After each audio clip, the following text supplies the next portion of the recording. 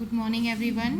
ये class third की Hindi second की क्लास है, जिसमें आज हमें पढ़ना है लेसन 4 कुछ काम करो।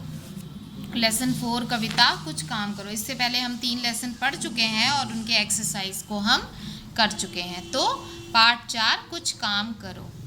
कुछ काम करो, कुछ काम करो, जग में रहकर कुछ नाम करो।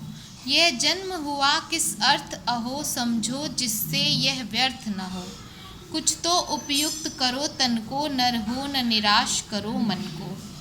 प्रभु ने तुझको कर दान किए, सब वांछित वस्तु विधान किए। तुम प्राप्त करो उनको न अहो, फिर है किसका यह दोष कहो। समझो न अलभ्य किसी धन को, नर हो न निराश करो मन को। तो इसका अर्थ है कि हमें जो है हमेशा कुछ ना कुछ काम करते रहना है, जिससे जग में हमारा कुछ नाम हो, यानी संसार में हमारा कुछ नाम हो। बिना काम के हम कहीं पर भी किसी भी नाम को नहीं प्राप्त कर सकते। हम अपने लिए, अगर हम कुछ नहीं कर रहे हैं तो हम अपने लिए ही कुछ नहीं कर पाएंगे। कवि कह रहा है कि यह जन्म हुआ किस अर्थ हो, समझो जिससे ये व्यर्थ ना हो। यानी जब हमारा ये जन्म हुआ है तो ऐसा कार्य करे जिससे कि यह व्यर्थ ना हो, बर्बाद ना हो। कुछ तो उपयुक्त करो तन को, नर हो न निराश करो मन को। जब हमें ये मानव रूपी शरीर मिला है तो हमें कुछ ऐसा उपयुक्त करना है जिससे हमारा जीवन जो है वो सार्थक हो जाए। इसलिए हम नर हैं और अपने मन को निराश ना करें। प्रभु ने तुझको कर दान किए, सब वांछित वस्तु विधान किए। प्रभु ने जो हमें हाथ दिए हैं, हमें जो आंखें दी हैं, हमें जो ये पूरा शरीर दिया, ये बहुत ही अनमोल है। इसकी कीमत हम किसी भी धन, किसी भी हीरा मोती, किसी भी बड़ी चीज़ से नहीं कर सकते, क्योंकि हमारा ये शरीर जो है वो बहुत ही अनमोल है। तो और हमें सब वांछित वस्तु विधान भी दिए हैं, यानी हमारे आसपास सारी वांछित वस्तुएं दी हैं, पर तुम प्राप्त करो उनको न अहो। और अगर हम उसे प्राप्त करने के लिए कुछ ना कर पाएँ तो फिर ये किसका दोष कहा जाएगा। यानी हमें सब कुछ दिया है भगवान ने। हमें एक शरीर दिया है जिसमें आंखें हैं, हाथ है, नाक है, मुंह है और सारी वस्तुएं दी हैं जो हमारे आसपास है। तो अगर हम उनको ना प्राप्त कर पाएँ तो इसमें दोष किसका होगा? हमारा होगा।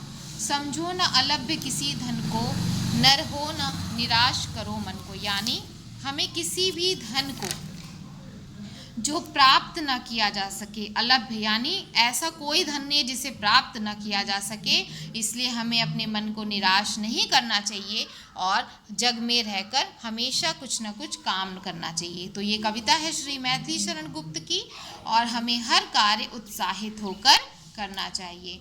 हमें हर कार्य उत्साहित होकर करना चाहिए, चाहे वो छोटा हो चाहे बड़ा।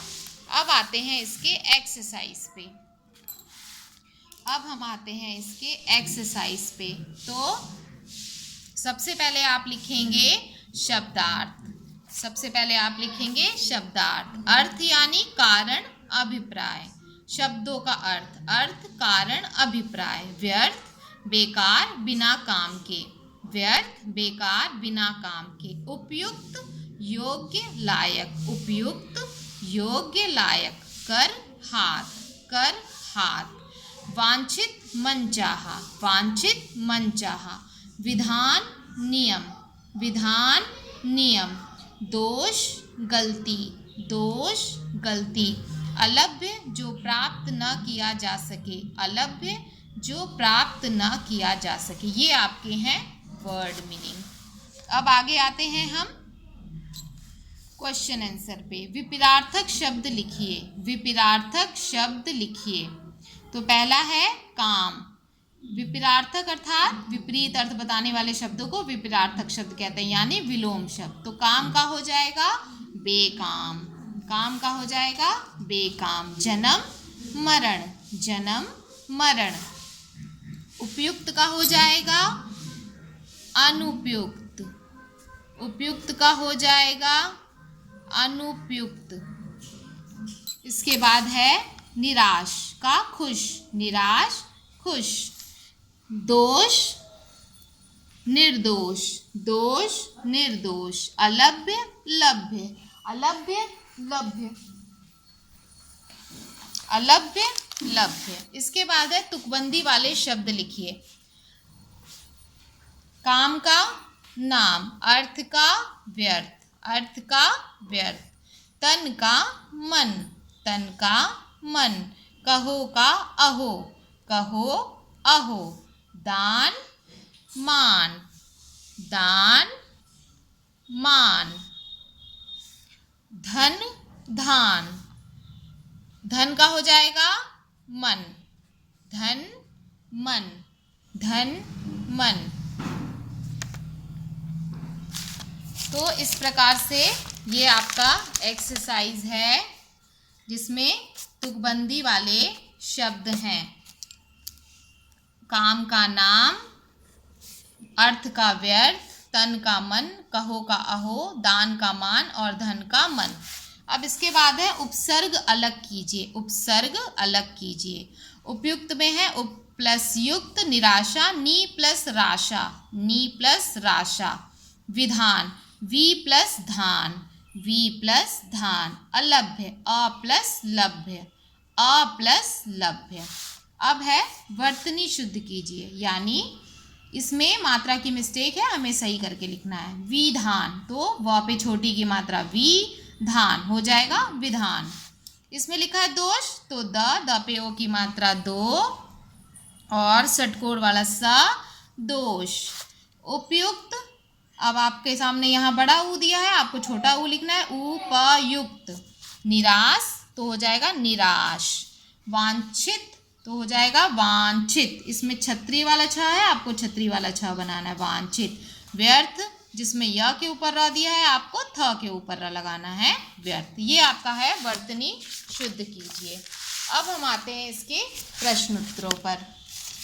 तो हमारे सामने पहला क्वेश्चन है, कवि क्या करने के लिए कह रहा है। पहला क्वेश्चन है, कवि क्या करने के लिए कह रहा है। तो आप लिखोगे, कवि हमें सार्थक कार्य करने के लिए कह रहा है। कवि हमें सार्थक कार्य करने के लिए कह रहा है।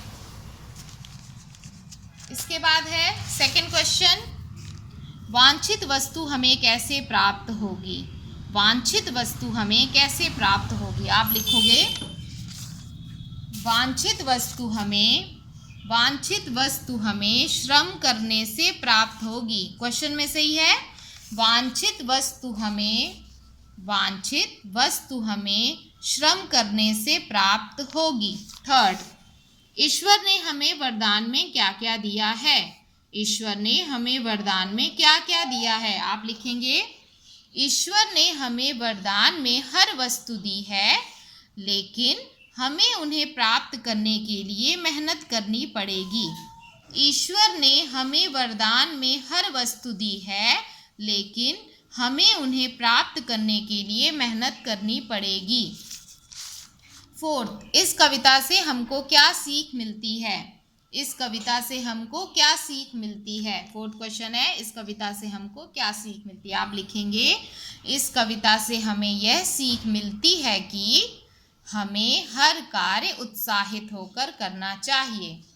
इस कविता से हमें यह सीख मिलती है कि हमें हर कार्य उत्साहित होकर करना चाहिए।